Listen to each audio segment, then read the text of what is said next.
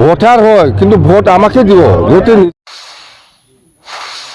আজি আমার বিপিএফ দলের পরা কাম্পা বরগয়াৰীয়ে 1 নম্বৰ কোকৰাঝাৰ লোকসভাত নমিনেশন দিবলৈ গৈ আছো। আমি জাস্ট ৰেলি কৰিম, এতিয়া আৰম্ভ কৰিম আৰু আমি মততে বিপিএফ দল হিচাপে 1 নম্বৰ কোকৰাঝাৰ লোকসভাত বিজয়ী হোৱাটো নিশ্চিত, ক'ব লগা একো নাই।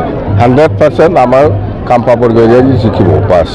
আৰু এইফালে দৰং ওদালগুৰিতো আমাৰ দুৰ্গা দাস বড়ো ডাঙৰীয়াই জিকিব। যোৱাকালি মই BTC বাহিৰত ৰঙিয়া আৰু কমলপুৰ সমষ্টিত মই মিটিং কৰি আহিছোঁ। খুব ভাল পজিটিভ ৰেছপন্স পাইছে। মততে দৰং ওদালগুৰি আৰু কোকৰাঝাৰ লোকসভা এইটো চিয়'ৰ আমাৰ জিকাটো। নৱকুমাৰ শৰণীয়া ইতিমধ্যে 10 বছৰ শাসন ইয়াত নৱকুমাৰ শৰণীয়াই কেণ্ডিডেট দিব পাৰিব নোৱাৰিব সেইটো আইনৰ কথা। আইনে বিশেষ ব্যৱস্থা লৈ পেলাই কি কৰে। মততে মই যিখিনি শুনি আছোঁ সি ইয়াৰ নমিনেশ্যনটো কেঞ্চেল হ'ব যদিও দিয়ে, কথা সেইটোৱে। আৰু যোৱাকালি UPPৰ জয়ন্ত বসুমতাৰী ডাঙৰীয়াই নমিনেশ্যন দিছে। যিমান মানুহ আনিছে এইটো চব 500 মানে কি কয় 500 পইচা দি পেলাই আনিছে। একজনক 500 টকা দি পেলাই এনেকুৱা লেবাৰ লগোৱাৰ নিচিনা হাজিৰা দি পেলাই মানুহ আনিছে। এইটো মই ৰিপৰ্ট আছে মোৰ হাতত। এইখিনি কথা বেলেগ একো নাই। আজি যোৱাকালি যিখিনি মানুহ দেখুৱাই যে UPPলে এইটো চব হাজিৰা, মানে ভোটাৰ নহয় ছাৰ। ভোটাৰ হয় কিন্তু ভোট আমাকে দিব, সিহঁতে নিজে কৈছে আপোনালোকে চিন্তা কৰিব নালাগে, আমি 500 টকা পাইছোঁ, আমি আহিছোঁ, কিন্তু ভোটটো UPPলত নাযায়, আমাৰ তাত আহিব।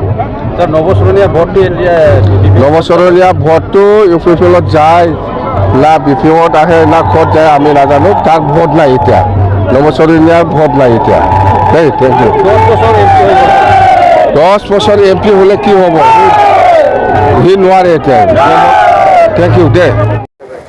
दिनै BPFनि जानानै आङो जोंनि आफादगिरि हाग्रामा महिलारि आरो गोबां सिनियर दैदेनगिरि आब' प्रमिलामोन गासैखौबो लानानै आं नमिनेशन आङो फाइल खालामबाय आरो दा नुनो मोनदों जोंनि BPF दोलोनि देरहानाया 100% निश्चित जाबाय। जेबो मानोना गासिबो BTC बासिया धर्म जाति भाषा बावना गारनानै बयबो ज' जाजोब्बाय आरो BPFखौनो समर्थन होनो थाखाय आगारबोबाय। जेबो बिदि फेक्टर गैया BTCआव। अन्तत BTCआव क'क्राझार समस्ति आरो दरं उदालगुरि समस्ति बे मोननैयावबो खुनु पार्टिया फेक्टर नङा जोंनि थाखाय। BPFआनो देरहायो। बिसोर मोनसे मित्रता दल दङ, नोंथांमोना मिथिगौ। BJP दङ, EJP दङ, UPPL दं। बिसोरनि कमन केन्डिडेटआ UPPLनि। गतिके बेखौ केम्पेइन खालामनो थाखाय EJPनि नेताफोर फैनांगोन, BJPनि नेताफोर फैनांगोन। जुदि नेताफोर फैलायलायाबा UPPLआ आइसोलेटेड जाया होमबा, अकलसरिया जाया होमबा, बिसोरनि मित्रतानि स्पिरिटआ बहाथो थांगोन, फैगोन। जोंनियाबो BPFना दा उदालगुरियाव बेस्थ' जादों। बिसोरनि इलेक्सन जोबखांनानै जेसेबां नेताफोर दं जोंनि क'क्राझाराव नामैबो जोबगोन। बिदिनो केम्पेइना सोलिबाय थागोन। बिथांमोनहा 30,000 जागोन 20,000 जागोन होननानै मोनसे स्टेज बानायलायनानै खालामदोंमोन। जोंबो मिथिदों आंनि न' सेरावनो, खिन्थु बेसेबां जादों नोंथांमोना रिपर्टारानो नुगासिनो दङ। दिनै BPFआ बेबायदि मिटिंबो खालायाखै, जोङो साइनासालिबो लुवाखै, जेबो खालायाखै। स्पन्टेनियासलि जोंनि रायजो राजाफ्रा ओरैबायदि फैदों, दा 20,000नि बारा जमा जादों।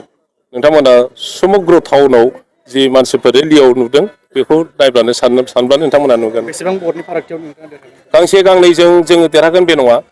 BPFआ बिराद बुरजा 12 भट लानानै देरहागोन।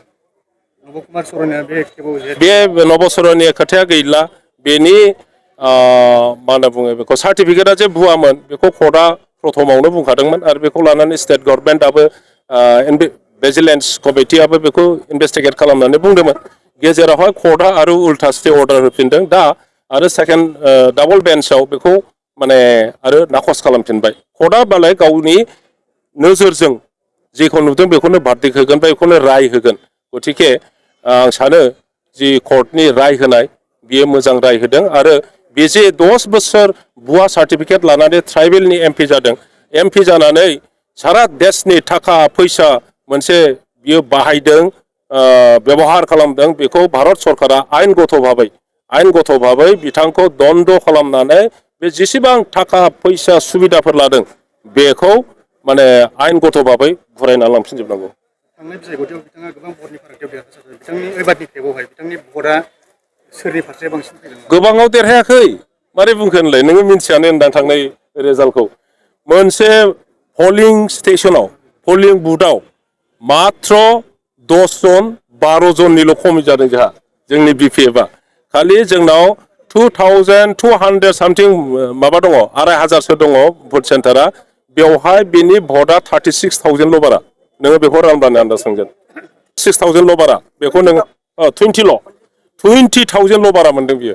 20,000खौ 2500 जोंनो भाग खालाम होमब्लानो बेखौ दिहुननो हागोन। बे खेबाव बिथांनि भट बिथाङा गैला बिथांनि जेबो गैया बे भटआ गासिबो BPFआव फैजोबगोन अपसना BPF।